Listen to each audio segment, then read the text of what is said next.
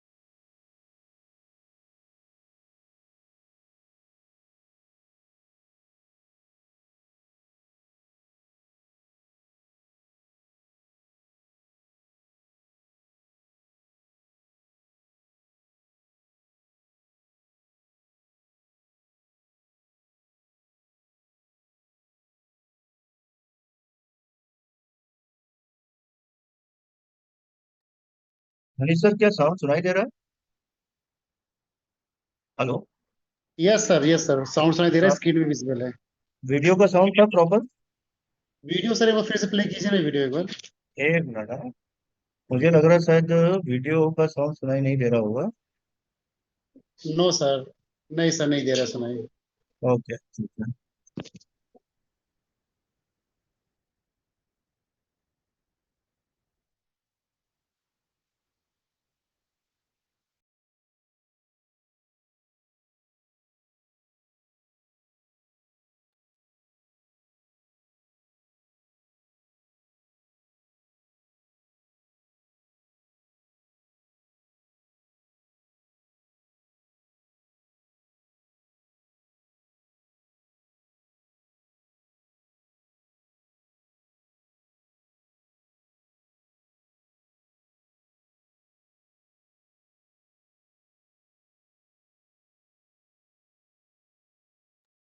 Manish sir, एक second के लिए मुझे इस डिवाइस पे ना आप होस्ट बनाइए। फिर मैं आपको होस्ट वापस अगेन बनाता हूँ।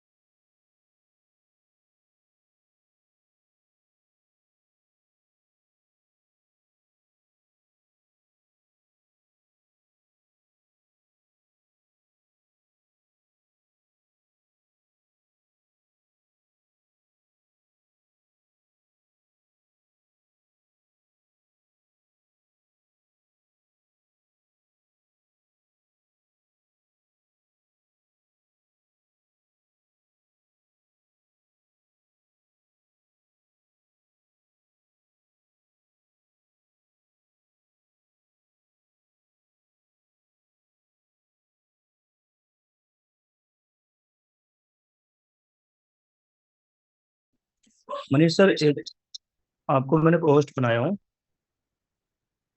एक बार फिर से मुझे होस्ट बना दीजिए। और डन सर।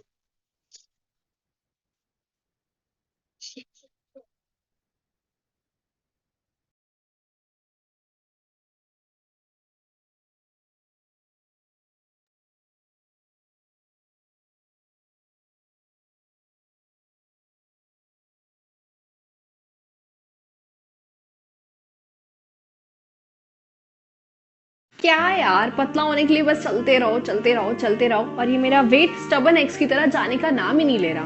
ये कौन लोग हैं यार, दिन के 10-10 हज़ार स्टेप्स चलते हैं। इधर तो मेरा दिन भर का टोटल 2,000 भी नहीं होता। रिजोल्यूशन बनाती हूँ हर साल, और बस रिजोल्यूशन के साथ पूरा साल गुजर जाता है। फिटनेस तो दूर की बात है, यहाँ हर बंदा दिन का 10,000 स्टेप्स चलकर खुश हो रहा है। अरे भाई, स्टेपमेंट का नाम सुना है? यहाँ चलने के रिवॉर्ड्स मिलते हैं, फिटनेस तो हो ही रही है, चलो और अर्न भी करो, फिटनेस भी और एक्स्ट्रा रिवॉर्ड्स भी। अब रिजोल्यूशन पे कॉम्प्रोमाइज बिल्कुल नहीं। तो ये है 2025 का सच का resolution. Start the year in a right way. Walk, earn and celebrate. Download the स्टेपमेंट app now to earn more rewards to make every step count. So happy new year from Stepment.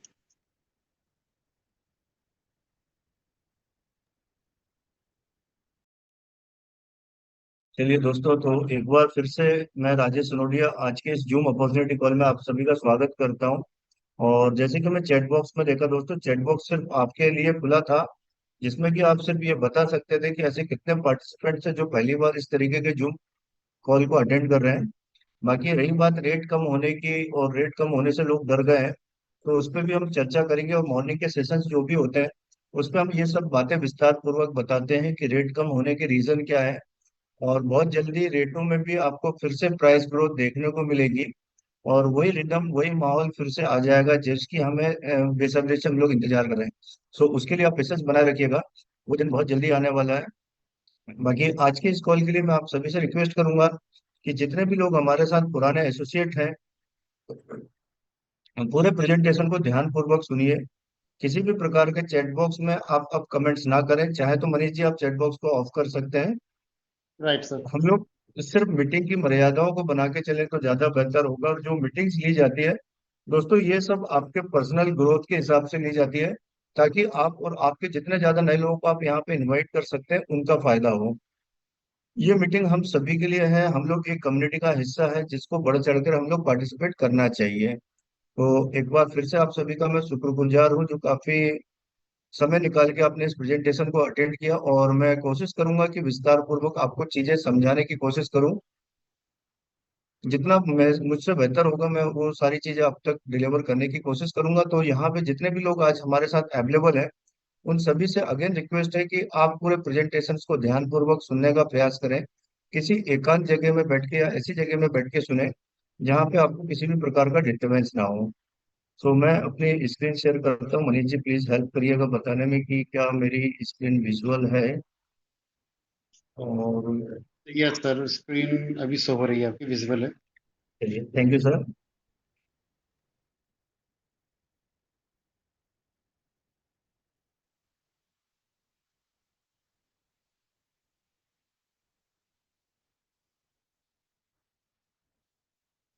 जैसे कि दोस्तों आप सभी already mister mint का हिस्सा है, तो बहुत सारी चीजें ऐसी हैं जो यहाँ पे आप पहले से बेहतर जानते हैं और चीजों को समझते हैं। फिर भी एक बार हम समझने की कोशिश करेंगे। और एक बार फिर से मैं आप सभी का स्वागत करूंगा इस ईबीओ सेशन में या बिजनेस अपॉर्चुनिटी कॉल में, जहाँ पे हम एक्सप्लोर करने वाले हैं ब्लॉकचेन अपॉर्चुनिटी को, कि किस तरीके से ब्लॉकचेन टेक्नोलॉजी के आने के बाद हमारे जीवन में परिवर्तन आया और आगे क्या क्या परिवर्तन आने वाले हैं। सो हम सभी यहाँ पे क्यों एकत्रित हुए हैं उसका रीजन आप सब जानते हैं, कि कुछ ऐसे मौके की तलाश में थे जिस मौके के साथ हम एक अच्छा असेट क्रिएट कर पाए, एक अच्छी इनकम जनरेट कर पाए।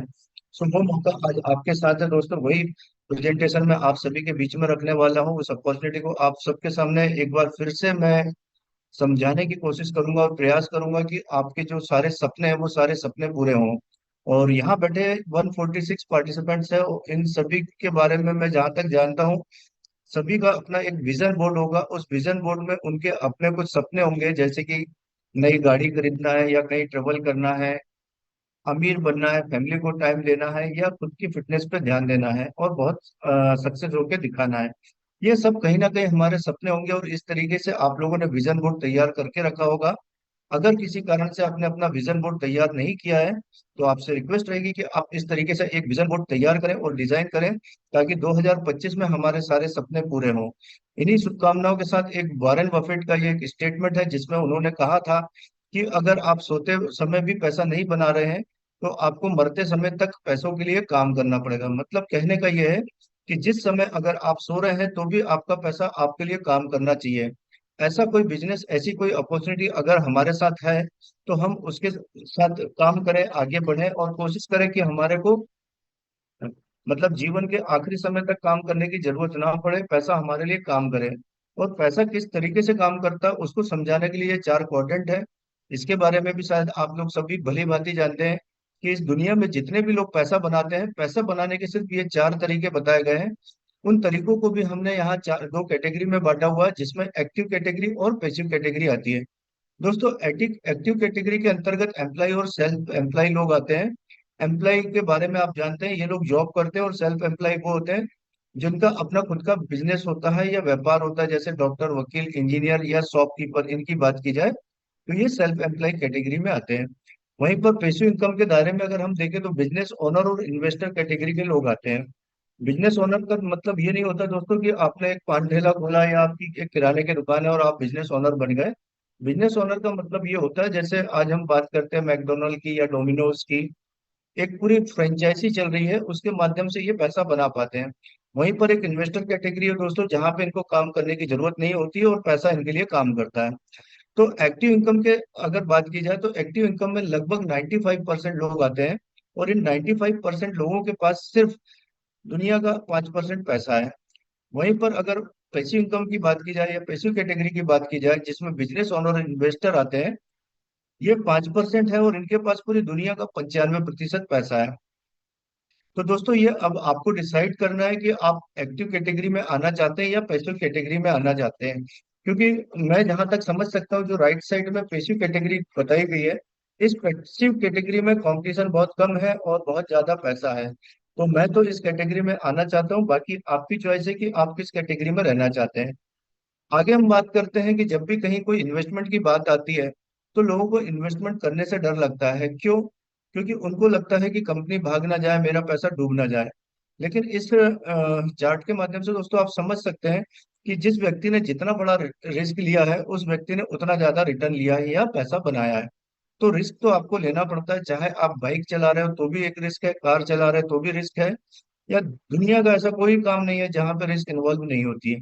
तो यहाँ पे हम बात करेंगे कि जितनी बड़ी रिस्क होगी उतना बड़ा आपको रिटर्न देखने को मिलेगा। अब बात करते हैं इन्वेस्टमेंट की, कि टाइप ऑफ इन्वेस्टमेंट, ये कुछ इन्वेस्टमेंट के टाइप्स है दोस्तों, जिनके बारे में हम एक रिसर्च मतलब बात करेंगे नॉर्मल, की पिछले 10 सालों में यहाँ पे हमें क्या कितना रिटर्न देखने को मिला है। तो ज्यादातर महिलाओं की चॉइस जो रहती है, या इंडियन मेंटेलिटी जो कहलाती है, वो गोल्ड में निवेश करना सबसे अच्छा मानते हैं। तो अगर हम गोल्ड के निवेश की बात करें, और जिसमें कि रिस्क बहुत कम होता है, लेकिन पिछले 10 सालों का अगर हम रिटर्न देखते हैं, तो यहाँ पे 2 से 3 गुना ही रिटर्न देखने को मिला है। उसी प्रकार से रियल एस्टेट में भी लोगों ने काफी इन्वेस्टमेंट करके रखा है, और वहां भी उनको ऐसा लगता है कि बहुत कम रिस्क है। लेकिन अगर यहाँ रिस्क कम है, तो हम बात करें कि पिछले 10 सालों में अगर कोई प्रॉपर्टी आपने खरीदे, तो उस प्रॉपर्टी की कीमत आज की डेट में 3 से 4 गुना ही हुई होगी। इसी तरीके से स्टॉक मार्केट और शेयर मार्केट, जहाँ पे कहीं ना कहीं रिस्क इन्वॉल्व है, लेकिन वहां पे अगर रिटर्न की बात की जाए तो 4 से 5 गुना रिटर्न हमें देखने को मिलता है। इसी तरीके से और भी सेक्टर्स है जिसको हम बोलते हैं बैंकिंग इंस्ट्रूमेंट्स, यहाँ पे कम रिस्क होता है, लेकिन यहाँ रिटर्न की अगर बात की जाए तो ये भी 2 से 3 गुना ही देखने को मिलती है। वहीं पर आप दोस्तों यहाँ पे देख सकते हैं, लाल कलर से लिखा हुआ है क्रिप्टो करेंसी हाई रिस्क। लाल कलर से इसीलिए लिखा गया है ताकि आपको ये समझ में आए कि ये जो जिस बारे में हम चर्चा करने वाले हैं, वहां पे 100% रिस्क इन्वॉल्व है, हाई रिस्क है। लेकिन उसके अगर रिटर्न की बात की जाए, तो जैसे कि आपने पिछले चार्ट में देखा था कि जहां पे ज्यादा रिस्क होगी वहां पे रिटर्न भी बहुत अच्छे देखने को मिलते हैं। किस तरीके से? तो हम एक ग्राफ के माध्यम से समझते हैं दोस्तों। यहाँ पे एक बिटकॉइन का ग्राफ है, जहां पे ये बताया गया है कि 2009-2010 में अगर बिटकॉइन का कीमत 0.40 सेंट के आसपास थी, जैसे आज हमारे एमएनटी की प्राइस दिखती है, इसी तरीके से किसी जमाने में बिटकॉइन की प्राइस भी 0.40 सेंट के आसपास थी। जो 3 4 5 सालों तक अगर आप उसमें देखें तो किसी भी प्रकार का कोई चेंजेस नहीं आया, कोई बदलाव नहीं आया।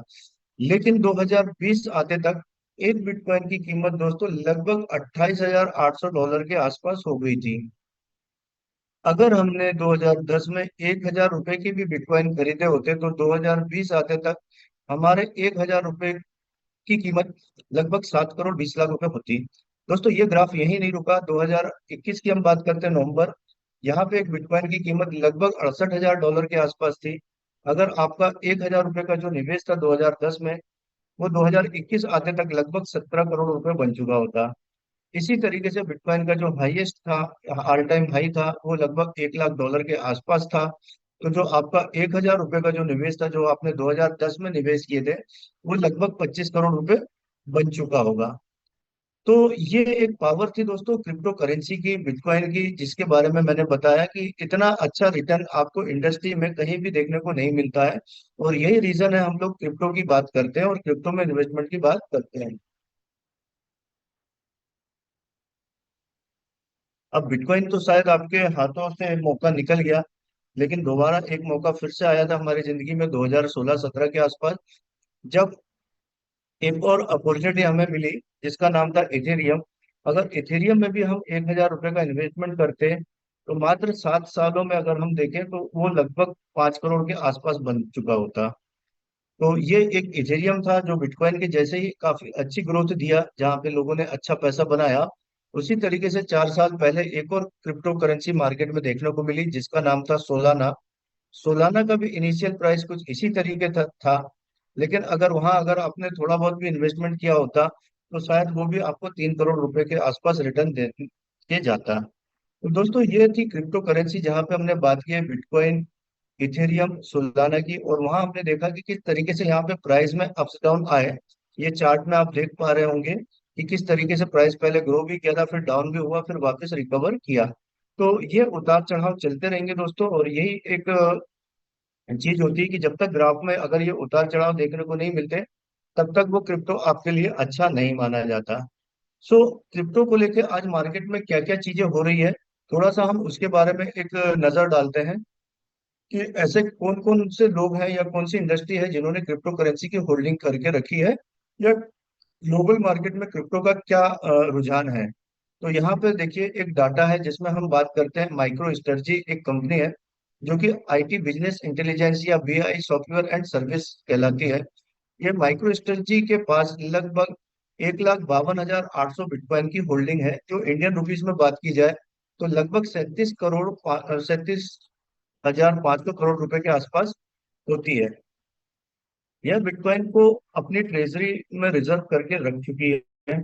इसी तरीके से टेस्ला, जिसके ओनर एलन मस्क है, उनके पास अगर बात की जाए तो लगभग 9,720 बिटकॉइन की होल्डिंग है, और उसकी वैल्यू अगर देखें तो लगभग 2,400 करोड़ रुपए के आसपास होती है। ऐसा बोला जाता है कि एलन मस्क की कंपनी ने बिटकॉइन में निवेश करके इसे मेन स्ट्रीम बनाने में मदद की है। साथ ही साथ एक कंपनी और है स्क्योर करके, जिसके ओनर जैक डोरसी है, जो कि ट्विटर के को फाउंडर है। इनके पास भी अगर बिटकॉइन की होल्डिंग की बात की जाए तो लगभग 8,027 बिटकॉइन इनके पास है, जिसकी कीमत अभी अगर देखें तो लगभग 1,980 करोड़ के आसपास है। तो दोस्तों ये वो लोग हैं जिन्होंने बिटकॉइन की कीमत या अहमियत को समझा और बिटकॉइन की होल्डिंग करके रखा हुआ है। इसी तरीके से कुछ एक देश है जिन्होंने क्रिप्टो करेंसी के बारे में क्या कहा, उसको हम देखते हैं। जैसे यहाँ पे हम देखें, अल सल्वाडोर एक ऐसा देश है जिसने बिटकॉइन को लीगल टेंडर के रूप में घोषित किया, और इनके पास भी लगभग 2,381 बिटकॉइन की होल्डिंग है, जिसकी कीमत लगभग 590 करोड़ रुपए के आसपास होती है। उसी तरीके से यूक्रेन को अगर बोले तो यूक्रेन ने भी क्रिप्टो करेंसी को लीगलाइज कर दिया है। उनके पास भी $100 मिलियन के आसपास की क्रिप्टो करेंसी की होल्डिंग है, जो लगभग $830 करोड़ रुपए होती है। इसी तरीके से भूटान की अगर बात की जाए तो भूटान में भी इसकी होल्डिंग है। तो ये दोस्तों ये वो देश हैं जिन्होंने कहीं ना कहीं क्रिप्टो करेंसी को होल्ड करके रखा हुआ है। और आज भी हम डर में जीते हैं कि क्रिप्टो करेंसी किस तरीके की चीजें हैं, हम समझने की कोशिश नहीं कर पा रहे हैं। यहाँ पे अगर हम देखें तो एक बहुत बड़ा अहम भूमिका निभाई थी बिटकॉइन ने, जो कि यूएस में जो चुनाव हुए थे जिसके विनर थे डोनाल्ड ट्रम्प, जो राष्ट्रपति के रूप में शपथ ग्रहण किए, उन्होंने बहुत अहम भूमिका निभाई थी बिटकॉइन ने उनके चुनाव को जीतने में। उसके बाद हम बात करें कि एक थाईलैंड जैसा देश है, थाईलैंड में अगर यूएसडीटी और यूएसडीसी की बात की जाए तो ये भी यहाँ पे इनको अप्रूव करके रखा गया है, रिजर्व करके रखा गया है। और अगर इंडिया की बात की जाए तो इंडिया में भी लगभग क्रिप्टो करेंसी की जो अर्निंग होती है उसमें गवर्नमेंट 30% टैक्स ले रही है। तो आई थिंक मुझे ऐसा लगता है कि इतना सब देखने के बाद कहीं ना कहीं आपको ये तो एहसास हुआ होगा कि क्रिप्टो करेंसी को लेके बड़ी बड़ी कंपनियां अवेयर है, होल्डिंग बढ़ाना चाहती है। बहुत सारे देश ऐसे हैं जो क्रिप्टो करेंसी में बढ़ चढ़ कर पार्टिसिपेट कर रहे हैं, और कहीं ना कहीं इंडियन गवर्नमेंट भी इसकी अहमियत को समझ रही है, तभी वो 30% टैक्स हमसे ले रही है। तो ये एक आर्टिकल आया था जो कि दैनिक भास्कर की कटिंग है, पत्रिका न्यूज की कटिंग है, जिसमें ये बोला था कि आने वाले समय में क्रिप्टो करेंसी और जो डिजिटल असेट है उसको संपत्ति के रूप में माना जाएगा और उस पर टैक्स लगेंगे। तो ये कटिंग आप लोगों के सभी के पास आई होगी एक समय में। और साथ ही साथ आप सबको पता है कि रिलायंस जियो ने भी अपना खुद का एक जियो कॉइन लॉन्च कर चुका है, जिसको ऑपरेट करने के लिए पॉलीगन ब्लॉकचेन का उन्होंने यूज किया। और पॉलीगन ब्लॉकचेन की अगर बात की जाए तो ये भी इंडिया की एक ब्लॉकचेन है जिसका यूज जियो कॉइन कर रहा है। साथ में दोस्तों, ये क्रिप्टो करेंसी की जरूरत क्यों पड़ी और किस तरीके से क्रिप्टो करेंसी आई, तो उसके बारे में यहाँ पे हम देखते हैं कि 2008 में एक ग्लोबल फाइनेंशियल क्राइसिस आया था, जिसके बाद एक पूरा सेंट्रलाइज सिस्टम को डिसेंट्रलाइज तरीके से ऑपरेट किया गया। और डिसेंट्रलाइज जेसन के बाद ऐसा देखा गया कि एक ऐसा कॉन्सेप्ट आया जहाँ पे किसी भी तरीके की गवर्नमेंट या किसी भी सरकार का कोई हस्तक्षेप नहीं था। पूरा की पूरा डिसेंट्रलाइज मॉडल प्लान किया गया और वहां से उत्पत्ति हुई या वहां से प्रारंभ हुआ बिटकॉइन।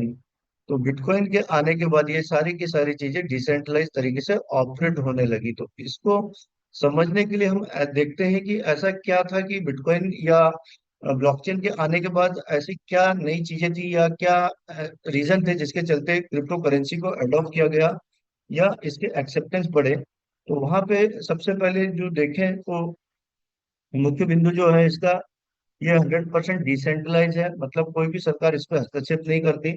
सिक्योरिटी फीचर की बात करें तो इसमें सिक्योरिटी बहुत अच्छी है, जिसको हैक करना बहुत मुश्किल है। पूरी की पूरी तरीके से ये ट्रांसपेरेंट है। और यहाँ पे अगर ट्रांजेक्शन फीस की बात की जाए तो बहुत कम यहाँ पे हमें ट्रांजेक्शन देखने को मिलते हैं। तो ये वो चीजें थी जिसके चलते क्रिप्टो करेंसी के बारे में लोगों को लगा कि हमें इसका यूज करना चाहिए।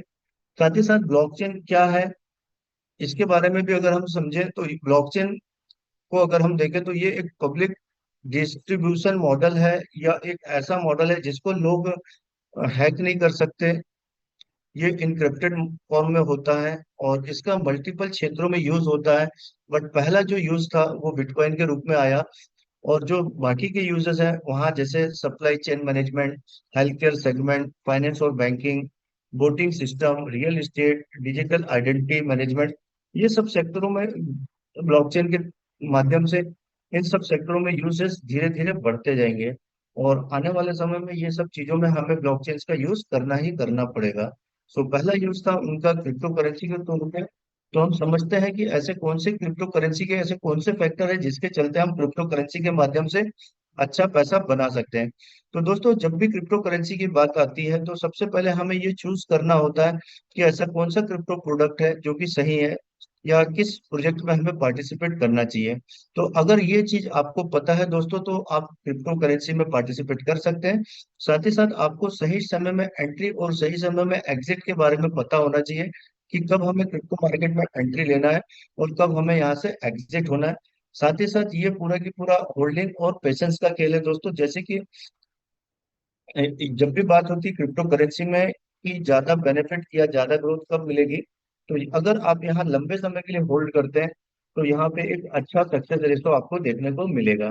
तो अगर इन सब चीजों को आप जानते हैं तो आप ज्यादा बेहतर तरीके से क्रिप्टो करेंसी में पार्टिसिपेट करके पैसा बना सकते हैं। साथ ही क्रिप्टो करेंसी के बारे में अगर बात करें तो इसको 4 डिफरेंट पार्टों में डिवाइड किया गया है, जिसको हम बोलते हैं mother coin, stable coin, fundamental coin और मीम कॉइन। दोस्तों, मदर कॉइन की जब भी बात आती है तो मदर कॉइन वो होते हैं जो कि बिटकॉइन, जैसे बिटकॉइन एक लौता कॉइन है जो मदर कॉइन कहलाता है।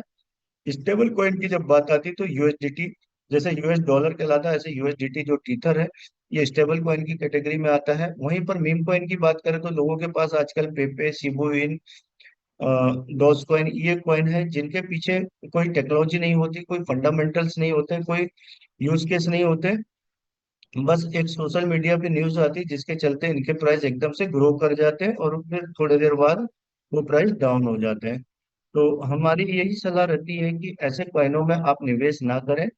लेकिन जब फंडामेंटल कॉइन या टोकन की बात आती है तो दोस्तों, फंडामेंटल टोकन या कॉइन वो होते हैं जिनके पीछे कुछ अपना एक यूज केस होता है, कुछ प्लानिंग होती है, कंपनी के ऑनर्स फाउंडर्स के बारे में जानकारी होती है और ये किस तरीके से काम करने वाले हैं उसके बारे में हमें जानकारी होती है। तो ये कहीं ना कहीं फंडामेंटल कॉइन होते हैं। और फंडामेंटल कॉइन का पर्पस क्या होता है? तो फंडामेंटल कॉइन का जो पर्पस होता है, अगर उसकी बात करें, तो इनके पीछे एक स्ट्रॉन्ग टेक्नोलॉजी होती है या रियल वर्ल्ड यूज केस होते हैं। जैसे कि बिटकॉइन और इथेरियम की बात करें, तो बिटकॉइन कहीं ना कहीं एक प्रॉब्लम का सॉल्यूशन लेके आया था, जिसने पूरे सेंट्रलाइज सिस्टम को डिसेंट्रलाइज मॉडल पे लेके गया। इसी तरीके से इथेरियम या कार्नेटो की बात करें, तो ये भी कहीं ना कहीं कुछ नए यूज लेके आए थे, जिसके चलते ये फंडामेंटल कॉइन कहलाते हैं। तो हमारे हिसाब से तो ये है कि जब भी आपको कोई निवेश करना हो क्रिप्टो करेंसी में, तो आप फंडामेंटल कॉइन में निवेश कर सकते हैं। चॉइस आपकी रहेगी कि आपको किस फंडामेंटल कॉइन में निवेश करना चाहिए। लेकिन आज दोस्तों हम बात करेंगे आपके पास एक ऐसे फंडामेंटल कॉइन की जिसका नाम है मिस्टर मिंट। और इसको बताते हुए मुझे बहुत फख्र महसूस होता है, गर्व महसूस होता है कि इसके फाउंडर की बात की जाए तो इनको लगभग 9 सालों का एक्सपीरियंस था क्रिप्टो करेंसी की माइनिंग का। साथ ही साथ इनके पास जो टेक्निकल टीम की बात की जाए, उनको लगभग 10 से 12 सालों का एक्सपीरियंस है ब्लॉकचेन टेक्नोलॉजी, वेब 3 और क्रिप्टो एंड एआई का। इनके पास अगर टेक्निकल टीम की बात की जाए, तो लगभग 150 से ज्यादा टीम मेंबर्स हैं जो कि सिर्फ ब्लॉकचेन टेक्नोलॉजी पे डेवलपमेंट पे R&D करते हैं। तो इस तरीके से इनका पूरा की पूरा एक इकोसिस्टम बना हुआ है। और ये इसकी स्थापना की बात की जाए तो ये 2021 में ये पूरा प्रोजेक्ट स्टार्ट हुआ। टेक्निकल टीम की अगर बात की जाए तो ESP सॉफ्टेक इसका टेक्निकल पार्टनर है या टेक्निकल सपोर्ट प्रदान करते हैं। रजिस्ट्रेशन की बात की जाए तो ये यूके में लंदन से रजिस्ट्रेशन है। इनके जो प्लांट है ऑस्ट्रेलिया, साइबेरिया, राजनांदगांव और अंबिकापुर छत्तीसगढ़ में है। और रिवेन्यू का जो मेन सोर्सेस है बिटकॉइन की माइनिंग है। तो इस तरीके से अगर हम देखें तो चीजें समझ में आती है और पूरा इकोसिस्टम तैयार है, उसके बारे में हम ज्यादा बेहतर समझ पाते हैं। साथ में हमारे कंपनी के को founder founder mister Rahul Bhadauria sir को आप यहाँ पे देख रहे होंगे, जिनको अलग अलग बिजनेस मैगजीन्स में अ, अपने तरीके से अवार्डों से नवाजा गया। और एक टॉप 10 CEO की अगर बात की जाए तो उसमें से नंबर 1 पोजीशन पे राहुल भदौरिया जी का नाम आता है। और इनकी कंपनी का नाम है ESP Softech private limited. Economics times में भी इनके बारे में ये आर्टिकल्स आया हुआ था, जिसको आप यहाँ पे देख सकते हैं, डायनेमिक बिजनेस लीडर ऑफ 2024। तो इस तरीके से इन्हें अलग अलग जगह पे, अलग अलग लोकेशंस पे क्रिप्टो के जितने भी इवेंट्स होते हैं as a speaker, as a guest speaker invite किया जाता है। और साथ ही साथ इन्हें अलग अलग खिताबों से नवाजा गया है। तो ये समझ सकते हैं हम कि कितनी स्ट्रॉन्ग हमारे पास टेक्निकल टीम है। साथ में एक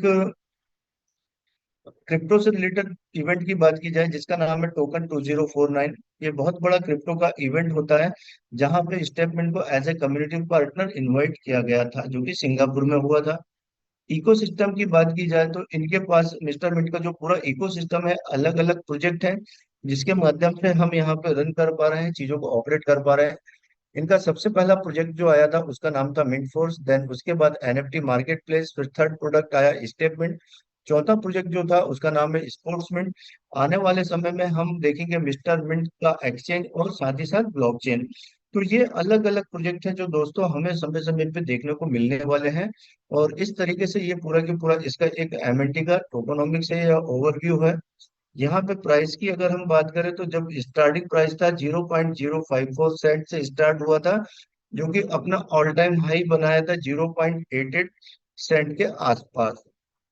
धीरे धीरे ये प्राइस बढ़ा था। इसी तरीके से ये प्राइस बढ़ने के आने वाले समय में ऐसे कौन से फैक्टर हैं जिसकी हम बात कर रहे हैं, तो यहाँ पे हम लिमिटेड सर्कुलेटिंग सप्लाई की बात करते हैं, जो कि हमारे पास है। मल्टीपल यूज केस हमारे पास है। लिक्विडिटी मैनेजमेंट हमारा बहुत अच्छा है। लार्ज कम्युनिटी पे हम लोग काम कर रहे हैं। और बर्निंग मैकेनिज्म, ये सारे वो फैक्टर है दोस्तों जिसके चलते आज भी हमें विश्वास है कि मिस्टर मिंट का प्राइस वापस से ग्रो करेगा करेगा। ये वो सारी चीजें हैं जो बताती है कि हम किस तरीके से फंडामेंटल क्वाइन है। अब यहाँ पे हम बात करते हैं कि ICO फेज में हम लोगों ने कितने टोकन सोल्ड आउट किए और कितना फंड यहाँ पे रेज किया, तो आप यहाँ पे स्लाइड के माध्यम से देख सकते हैं। और ICO फेज में आने वाले हर व्यक्ति ने लगभग 500 से 700 गुना परसेंट का रिटर्न ले चुका है। इसी तरीके से जो लोगों ने मिड फोर्स में पार्टिसिपेट किया उनका भी अगर रिटर्न की बात की जाए तो 200 से 300 गुना उनको रिटर्न देखने को मिल चुका है।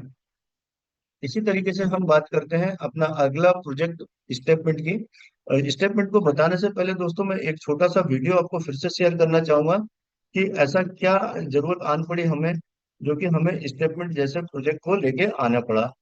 सो आप सभी के बीच में मैं अगेन एक बार फिर से एक स्क्रीन शेयर करना चाहूंगा।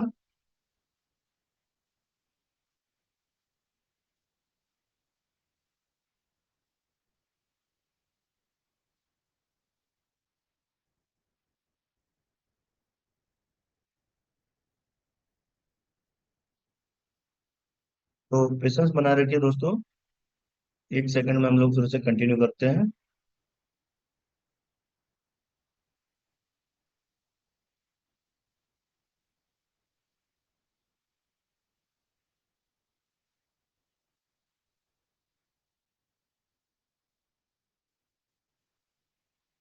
चलिए दोस्तों कंटिन्यू करते हैं, क्योंकि लैपटॉप हमारा हैंग हो रहा था, तो हम वीडियो नहीं दिखा पाएंगे। सो स्टेटमेंट की हम बात करते हैं। स्टेटमेंट की ब्रांड एम्बेसडर साइना नेहवाल जी हैं। और साइना नेहवाल जी की अगर बात की जाए तो ये अपने आप में एक एथलीट रहे हैं। और आप सभी इनको जानते हैं कि किस तरीके से इन्होंने बैडमिंटन में या खेल जगत में अपना नाम अर्जित किया। सो एक ये एक छोटी और सी बड़ी खबर है, मोटापे के खिलाफ पीएम मोदी की जंग। क्या जंग है मैं आपको बताऊं। प्रधानमंत्री नरेंद्र मोदी दरअसल आज उन्होंने मन की बात कार्यक्रम की, अगली तस्वीर में दिखाऊं, मन की बात कार्यक्रम में पीएम मोदी ने मोटापे का जिक्र किया है। क्या कुछ कहा पीएम मोदी ने, जरा पहले वो सुनिए मोटापे को लेकर। हमारे बच्चों में भी मोटापे की समस्या 4 गुना बढ़ गई है। डब्ल्यूएचओ का डेटा बताता है कि 2022 में दुनिया भर में करीब 250 करोड़ लोग ओवरवेट थे, यानी आवश्यकता से भी कहीं ज्यादा वजन था। ये आंकड़े बेहद गंभीर है। और ये मैं आपको बताऊं कि आखिर प्रधानमंत्री नरेंद्र मोदी एक नई जंग की शुरुआत कर रहे हैं, और वो है मोटापे से जंग। देश में दुनिया के हालात देखिए जरा, वेट को लेकर, वजन को लेकर और मोटापे को लेकर। दुनिया में 260 करोड़ लोग मोटापे से परेशान हैं। 2035 तक यह आंकड़ा 400 करोड़ पहुंच जाएगा। और मोटापे से हर साल 50 लाख से ज्यादा मौतें होती हैं। सिर्फ मोटापे से 50 लाख मौतें हर साल। हर दिन 1300 से ज्यादा लोगों की मौत मोटापे के चलते होती है। 2035 तक दुनिया की आधी आबादी मोटापे से पीड़ित होगी। विश्व स्वास्थ्य संगठन की रिपोर्ट के मुताबिक 1980 के बाद से मोटापे से ग्रस्त युवाओं की संख्या 3 गुना बढ़ गई है। 5 साल से कम आयु के 3 करोड़ 80 लाख बच्चों का वजन सामान्य से अधिक है। 5 से 19 वर्ष के 34 करोड़ से अधिक बच्चे मोटापे से परेशान हैं।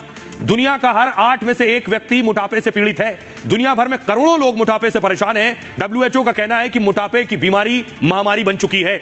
आइए अब आपको बताऊं, दुनिया में देखिए कहां कहां मोटापे का क्या हाल है। बड़े देशों में वजन बढ़ने के साथ नई बीमारियां जुड़ती हैं और नई बीमारियों से मौत की तरफ बढ़ते हैं। सबसे पहले देखिए, अमेरिका में 7 करोड़ 20 लाख मोटापे से पीड़ित हैं। हर साल 3 लाख से ज्यादा मौत हो जाती है। ब्रिटेन देखिए, हर साल करीब 30,000 लोगों की मौत मोटापे से। 18 साल से ज्यादा उम्र के 64% लोग मोटापे से परेशान हैं। फ्रांस देखिए, हर 1 लाख लोगों पर 4 से ज्यादा लोगों की मौत इस वजह से हो रही। 47% युवा मोटापे से परेशान है। भारत में 13.5 करोड़ लोग मोटापे का शिकार है। 1 करोड़ 40 लाख बच्चे मोटापे से पीड़ित हैं। 2016 में 17 लाख लोगों की दिल की बीमारी से मौत हुई थी। अब आइए आपको सुनवाता हूं, पीएम मोदी को सुनिए।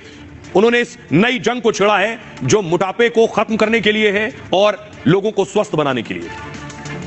एक स्टडी के मुताबिक आज हर 8 में से 1 व्यक्ति ओबेसिटी की समस्या से परेशान है। बीते वर्षों में ओबेसिटी के मामले 2 गुने हो गए हैं और हम सभी को सोचने पर मजबूर करते हैं कि आखिर ऐसा क्यों हो रहा है। अधिक वजन या मोटापा कई तरह की परेशानियों को, बीमारियों को भी जन्म देता है। हम सब मिलकर छोटे छोटे प्रयासों से इस चुनौती से निपट सकते हैं। जैसे एक तरीका मैंने सुझाया था, खाने के तेल में 10% की कमी करना। आप तय कर लीजिए कि हर महीने 10% कम तेल उपयोग करेंगे। आप तय कर सकते हैं कि जो तेल खाने के लिए खरीदा जाता है, खरीदते समय ही अब 10% कम ही खरीदेंगे। ये ओबेसिटी कम करने की दिशा में है। अब देखिए जरा, प्रधानमंत्री नरेंद्र मोदी ने जो जंग छेड़ी है वो कैसे पूरी होगी, कैसे उसे जीता जा सकता है, उसके लिए पीएम मोदी ने क्या बताया है, क्या करने की जरूरत है। प्रधानमंत्री मोदी ने मन की बात में मोटापे पर चैलेंज दिया है। मोदी ने कहा, मैं 10 लोगों को चैलेंज दूंगा, वो अपने खाने में 10% तेल की खपत कम कर दें। बाजार जाएं तो हर महीने 10% कम तेल खरीदें। पिछले महीने के से अगले महीने जब तेल लेने जाएं उसे 10% कम कर दें। मोदी ने कहा, आप लोग भी इस चैलेंज में शामिल हो। मोदी अपने दोस्तों और रिश्तेदारों को भी 10% वाला चैलेंज दे, उन्होंने कहा। इससे मोटापे को कम करने में मदद मिलेगी। पीएम मोदी ने लोगों को एक्सरसाइज करने की सलाह दी है। वजन कम करने के लिए पर्याप्त मात्रा में पानी पिएं, हर दिन सैर पर जाएं और व्यायाम करें। खाने में फल और सब्जियों की मात्रा बढ़ाएं, एक साथ अधिक खाना खाने से बचें, समय पर सोएं और पर्याप्त नींद लें। ज्यादा तले भुने पदार्थों का सेवन न करें, junk food, process food, fast food से परहेज करें। मोटापा कम करने के लिए दवाओं का प्रयोग न करें, योग, व्यायाम और प्राकृतिक तरीके अपनाएं।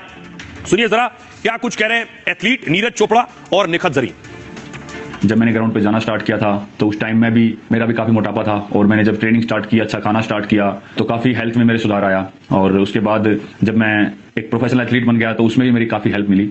और साथ में बताना चाहूँगा कि जो पेरेंट्स हैं वो खुद भी आउटडोर स्पोर्ट कोई ना कोई खेलने अपने बच्चों को भी लेके जाएं और एक अच्छा हेल्दी लाइफस्टाइल बनाएं, अच्छा खाएं और अपने शरीर को 1 घंटा या जितना भी टाइम आप दे सकते हैं दिन में वो दें एक्सरसाइज के लिए। कि हमारे प्रधानमंत्री नरेंद्र मोदी जी ने मन की बात में ओबेसिटी को लेकर जिक्र किया है, and I think it's a national concern. हमें अपनी हेल्थ को लेकर सीरियस होना चाहिए, बिकॉज मोटापा जितनी जल्दी से फैल रहा है हमारे इंडिया में, उसको हमें रोकना चाहिए और कोशिश यही करनी चाहिए कि हम जितना हो सके हेल्दी लाइफस्टाइल फॉलो करें। मैं खुद एक एथलीट होके कोशिश करती हूँ कि मैं हेल्दी डाइट फॉलो करूँ, बिकॉज अगर मैंने गलती से भी अनहेल्दी डाइट ले लिया या मैंने ऑयली चीजें खा ली तो जिसकी वजह से मेरे परफॉर्मेंस पे इम्पैक्ट पड़ता है और मैं रिंग में जल्दी थक जाती हूँ। एंड मैं कोशिश यही करती हूँ कि मैं जितना हो सके एडिबल ऑयल जैसी चीजों को मैं कम इस्तेमाल करूँ और उसकी जगह हेल्दी डाइट फॉलो करूँ। आइए खबरों में आगे बढ़ते हैं।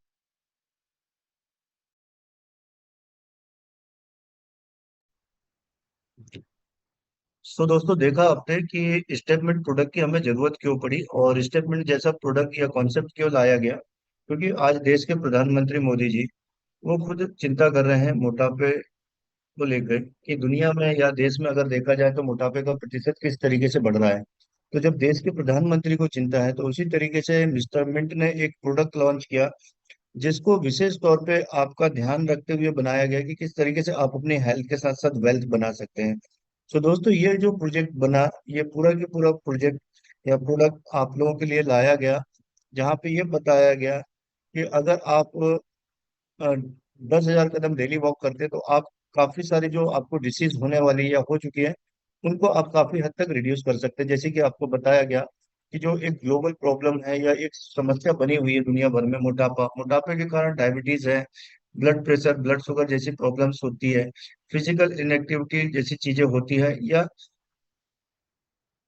अलग अलग तरीके की हमें बीमारियां होती है। तो इन सब बीमारियों से निजात अगर हमें पाना है तो WHO रिकमेंड करता है कि आप 10,000 कदम डेली वॉक करें।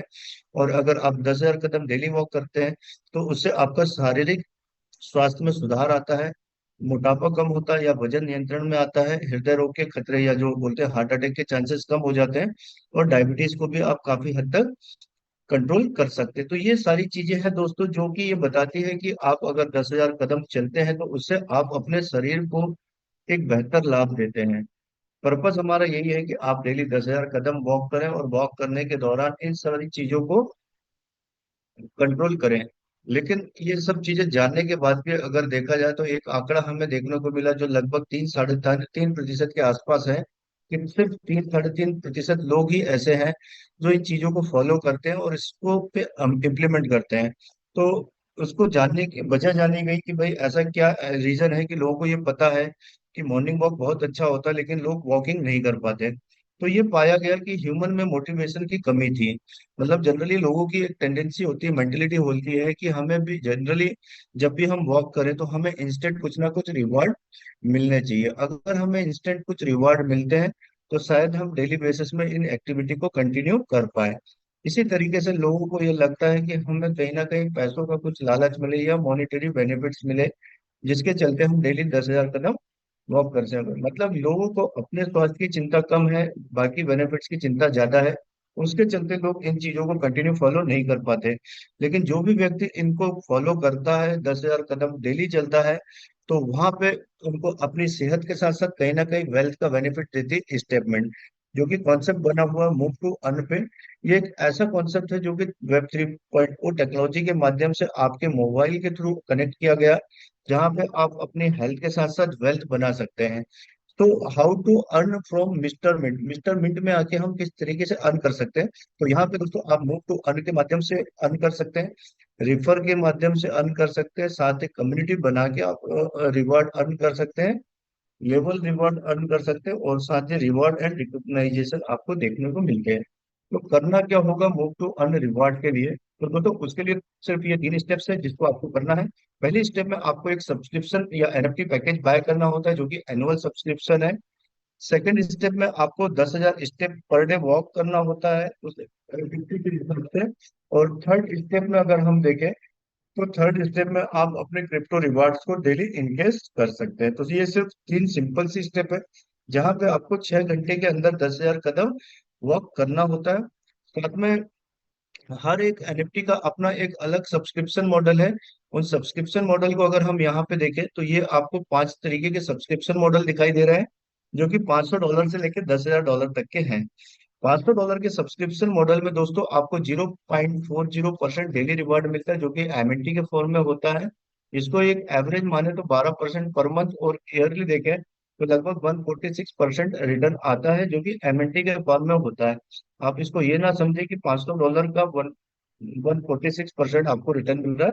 यहाँ पे हम बात करते हैं कि $500 के सब्सक्रिप्शन को बाय करने के लिए आपको जितनी एमएनटी लगी उसी एमएनटी के इक्वल परसेंटेज आपको यहाँ देखने को मिलता है। इसी तरीके से जो पैकेजेस है, पैकेजेस के अकॉर्डिंग ये रिवार्ड बढ़ते जाते हैं। जैसे $1,000 में 0.45% डेली रिवार्ड आता है, और $10,000 के पैकेज में 0.60% डेली रिवार्ड आपको देखने को मिलते हैं।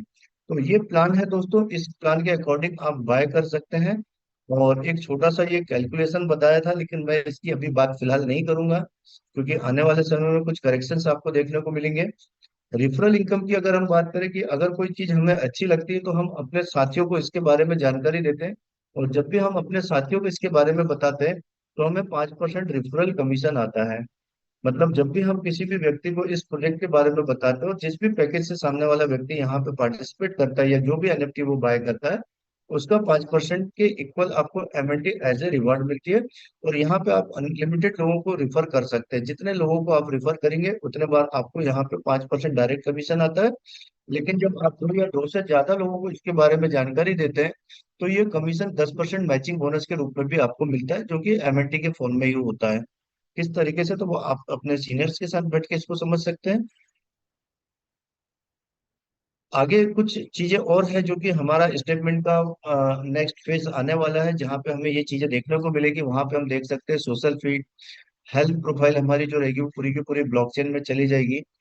कुछ चैलेंजेस ग्राउंड रहेंगे, कुछ कॉन्टेस्ट हुआ करेंगे, कुछ ई कॉमर्स प्रोडक्ट हम यहाँ से बुला सकते हैं। तो ये सारी चीजें हमें यहाँ पे आने वाले समय में देखने को मिलेगी।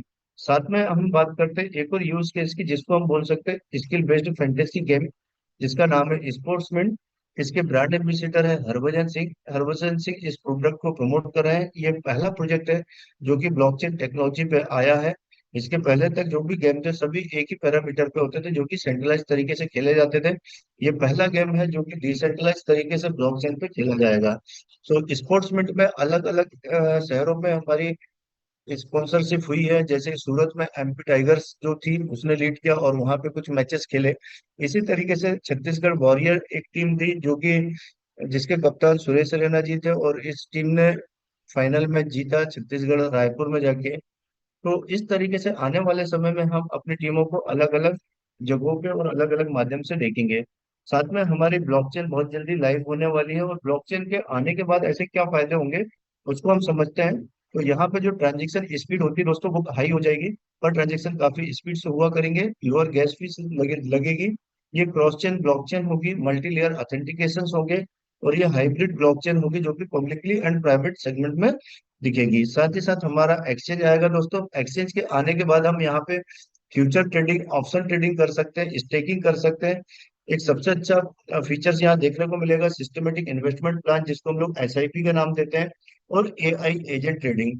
ये वो सारी चीजें हैं दोस्तों जो आने वाले समय में हमें देखने को मिलने वाली है। तो ये सारे फायदे हैं दोस्तों जो मिस्टर मिंट के साथ या स्टेटमेंट के साथ रह के हम लोग देख सकते हैं, कर सकते हैं, लिवरेज ले सकते हैं।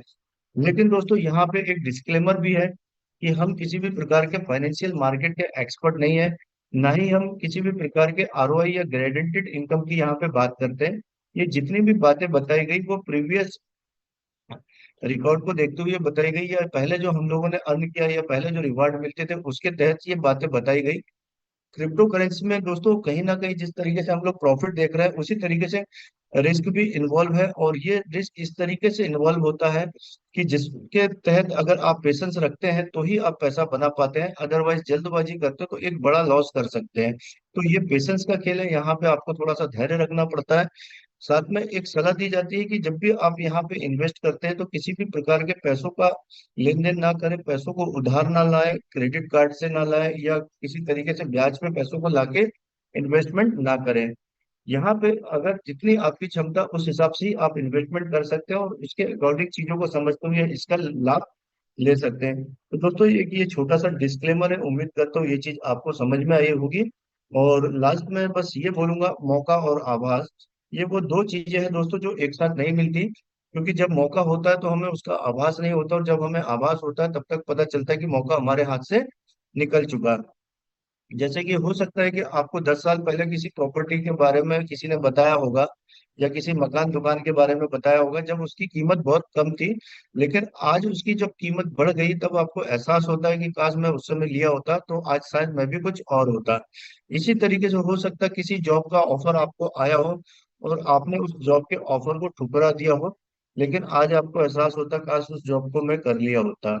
इसी तरीके से कई बार होता हमारे साथ, बिजनेस ऑफर्स आते हैं जिसको हम कई बार ठुकरा देते हैं लेकिन बाद में एहसास होता है। और इसी तरीके से हो सकता है कुछ लोगों के पास बिटकॉइन भी आया हो, उस समय हमने नहीं ले पाए, लेकिन आज हमें एहसास होता है कि काश हमने बिटकॉइन में निवेश किया होता। तो दोस्तों आज आपके पास मौका भी है और आपको शायद इस बात का आभास भी हो गया है कि मिस्टर मिंट जो है वो फंडामेंटल कॉइन है, किस तरीके से ग्रो करने वाला है, किस तरीके से हमारे जीवन में अभूतपूर्व परिवर्तन लाने वाला है।